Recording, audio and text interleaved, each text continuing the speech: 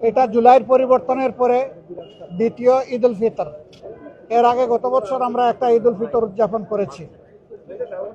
আমরা যাদের রক্তের উপর দাঁড়িয়ে এই বাংলাদেশ পেয়েছি তাদের কাছে আমাদের একটা দায়বদ্ধতা আছে, শহীদদের কাছে, আহতদের কাছে, পঙ্গুদের কাছে, জুলাই যোদ্ধাদের কাছে, নির্বিশেষে বাংলাদেশের মুক্তিকামী সমস্ত মানুষের কাছে।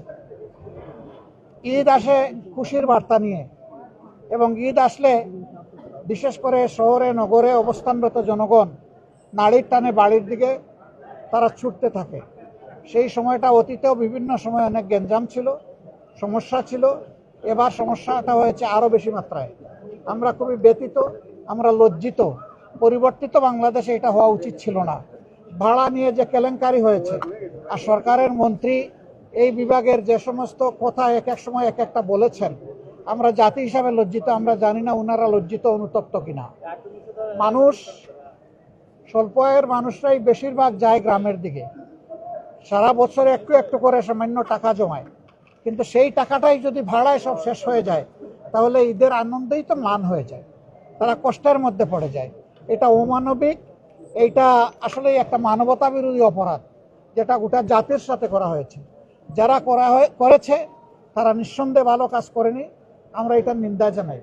তাদের উচিত ছিল এই ঈদের যাত্রাটাকে কমফোর্টেবল করা, আরামদায়ক করা, স্বস্তিদায়ক করা। এটা তারা করতে পারেন নাই, ব্যর্থ হয়েছেন।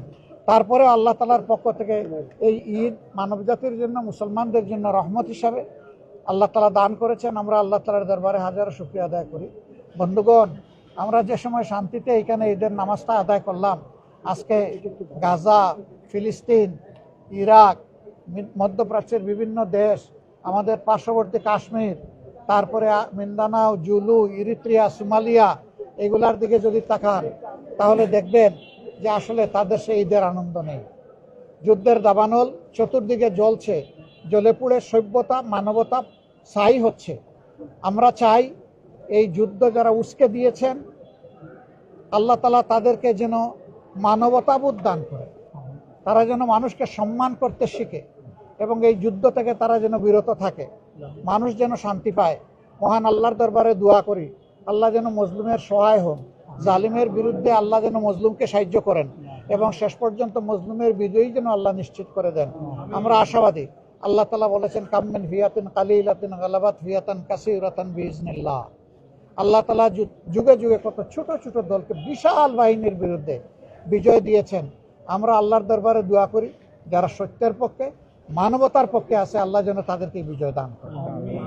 আপনাদের মাধ্যমে আবারও দেশবাসী এবং প্রবাসে অবস্থানরত বাংলাদেশি ভাই বোন সহ সারা মুসলিম বিশ্বের সমস্ত ভাই বোনদেরকে আমরা মোবারকবাদ জানাচ্ছি, ঈদের শুভেচ্ছা জ্ঞাপন করছি। খুশ আমদেদ সবাইকে। আসসালামু আলাইকুম। আমি একটা প্রশ্ন, সেটা হচ্ছে যে এই আপনি বলেন যে জুলাই যোদ্ধাদের কারণে এবারে দ্বিতীয় ঈদ পালন করলেন। আমরা কয়েকটা জুলাই শহীদ পরিবারের কাছে গিয়েছিলাম, তাদের অভিযোগ হচ্ছে তাদের অনেকেই তাদের খোঁজ খবর রাখে নাই, এবং তারা আরেকটা জিনিস বলেছেন যে ঈদের পরে যে পার্লামেন্টের দ্বিতীয় অধিবেশন শুরু হবে, সেই অধিবেশনে জুলাই সনদ নিয়ে পাস না হওয়া নিয়ে যে একটা আশঙ্কা তৈরি হচ্ছে, এটা নিয়েও তারা ক্ষোভ প্রকাশ করেছেন। ঈদের পরে তারা প্রত্যাশা করছেন এটা একটা ফয়সালা হবে। আপনারা আবার পার্লামেন্ট অধিবেশন, আমরা এই ব্যাপারে দৃঢ়। আমরা বিষয়টা ইতিমধ্যে পার্লামেন্টে উঠিয়েছি, এবং এটা মাননীয় স্পিকার তিনি আমলে নিয়েছেন। এটার উপরে আলোচনা হবে। আমরা কমিটেড। জনগণের কাছে আমরা যখন গিয়েছি, দুইটা ভোট চেয়েছি, একটা গণভোট আর একটা আমরা চেয়েছি সংসদ নির্বাচনের ভোট। ভোট তো জনগণ দুইটাই দিয়েছে, তাই একটা হালাল হলে আর একটা হারাম হবে কেন? আর একটা যদি হারাম হয় তাইলে আর একটা হালাল হয় কিভাবে? এটা যত তাড়াতাড়ি, যারা এখনো বুঝেন নাই, অর্থাৎ সরকারি দল, তারা যত তাড়াতাড়ি বুঝবেন, সংকট তত তাড়াতাড়ি কাটবে। তারাও জাতির সামনে কথা দিয়েছেন, তারাও গণভোটের কথা বলেছেন, তারাও গণভোটকে সমর্থন করেছেন।